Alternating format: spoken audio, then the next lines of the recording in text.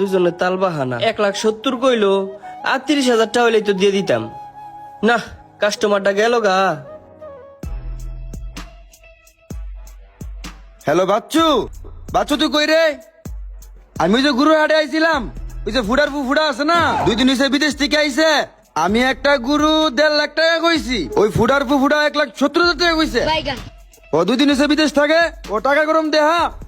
ও আমরা বাড়ির পাশে জব্বর আছে না, লাগলে ওর কাছ থেকে 2 লাখ টাকা সুদের উপরে নেয়। লাগলে কুরবানির গুরু ঘুষ বেচে তারপরে ওর টাকা দেবো।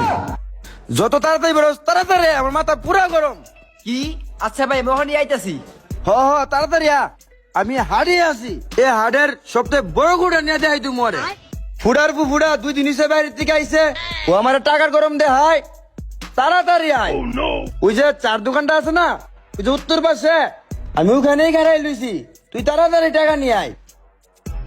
ফুডার ফুডা ও আমার মাথাটা গরম করে লাইছে। আয় না কেউ, ওর আজকে আমি দেখাই তুমু। ভাই টাকা তো নিয়ে আইছি, 3 লাখে মাসে 15,000 করে দিচ্ছি।